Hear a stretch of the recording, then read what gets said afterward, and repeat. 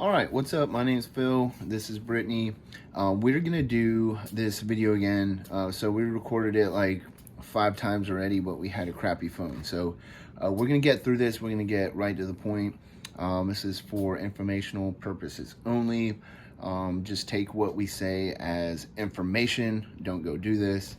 Just use this as information to compare to other information you get either through a doctor or through somebody else's experience. So with that being said, we're going to talk about Ostarine for women. So Ostarine is a SARM. One day Brittany wanted to have a little bit of help getting to her physical goals. So me being somebody that big into supplements, big into fitness and training, I was super thrilled to help her out. So I already knew what I was gonna suggest for her to take, and it was Ostarine, or mk-2866, I believe. So Ostarine is a great compound, especially for females or males. So I went and did some research, made sure I had the right dosage and the right compound for her, with the compound that would have the least amount of side effects, if not none at all. We put her on, I believe it was wasn't it like 7 to 10? We started you off at 7 to 10 milligrams per day, babe. Yeah, it was really low. Cool.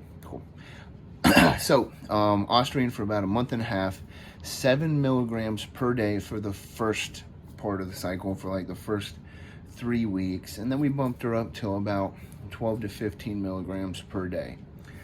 So why don't you give your experience to all the people out there that may be looking for a little bit of advice on the matter. So Ostarine was really nice. I didn't have any real side effects or anything. I mean, I have some girl problems that were pre-existing before I started taking that. They did get worse by the end of it, but we're not sure that the Ostarine really had anything to do with it.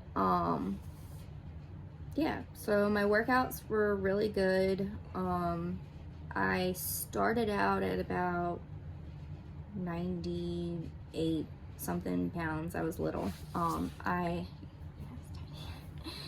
did gain a fair amount of weight, and actually was able to keep it on. I had trouble keeping any kind of weight on since I had my daughter, so that was a big deal for me. So I went from 98 to 120 pounds, almost 125.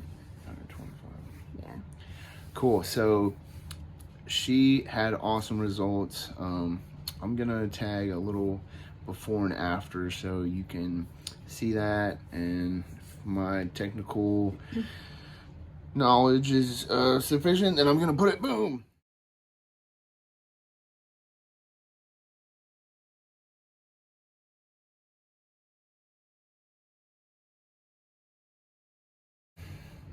Somewhere, right there. Somewhere. Cool. So that's her before and after. Now, I mean, just personally from what I've seen in her difference, it was probably the best transformation I've seen, especially in a female. Man, she really filled out. Her arms, just filled out. They were pretty small and skinny, and then they just filled out with good muscle tone, a lot thicker, a lot, like firmer. Her butt, her, back, legs, everything just filled out as if like she hit puberty. Yeah, like after I had my daughter, my cup size was gone. Like I had a D and I went to a very low B. And when I started taking the Ostarine again, I started gaining all the weight. I got my cup size back, so now I'm back to a D. Yeah, and we like that. So, did you keep your gains? Yeah. Mm-hmm. Cool. Now, she was super happy with the cycle. She would do it again. She's actually about to do it again at some point. We have ordered another bottle for her now. Why don't you explain real quick a little bit more about the one negative possible side effect that you experienced? So I already had, like I stated before, I had some pre-existing like girl issues with my uterus and my lower stomach.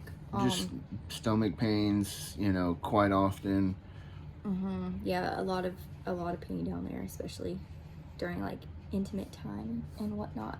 Not that that's, you know, important, but I mean it happened. So I did have to go to the doctor and ended up having surgery to have an endometrium polyp removed. After that, I did feel a lot better. I stopped. Pain completely gone. Completely. Yeah. So it was about, I think it was 2 months after you got the surgery. 2 months after the cycle was over. October. Yeah. So cycle ended. She started getting more of those pains, you know, a month or so after, getting really bad. We went to see the doctor after going there a few different times and, you know, it took him several times, several ultrasounds and messing around to figure out what was bothering me so bad.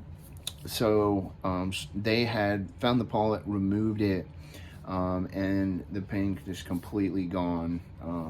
So that was that issue. The question is, you know, whether or not that the Ostarine made her polyp grow along with her body. That's a possibility. So we just wanted to put that out there just for you to know, you know, all the possible goods along with the bads. And, you know, my personal, you know, note would be that if you're doing it for with the right dosage and the right time frames, you know, you can avoid all, if not most, of the sides. So, you know, come up, you know, keep a calendar, write down your start date, write down when your end date is, write down, you know, what milligram you're going to stay at, and, you know, stick to it. Start slow. Start slow. Start slow, work your way up, kind of lean into it real easy. Yeah, so, I mean, my experience when I took it, honestly, like, the first time in the gym, I felt more strength from Ostarine in the gym than I have any other compound. So, that says a lot. So, it definitely helps in the gym, makes the workouts way more fun. You just kind of feel like Superman in the gym, and or Wonder Woman. Awesome compound. Please let us know if y'all have any questions. We'd love to help. This is why this is up here. Just, you know, it took a while to get her to do this, but I know that there's not a lot of information on SARMs for women, or at least not a lot of female reviews on them. So just want to give her personal experience out there. Let her know if you have questions. She'd love to help y'all. Yep. Thanks. Bye.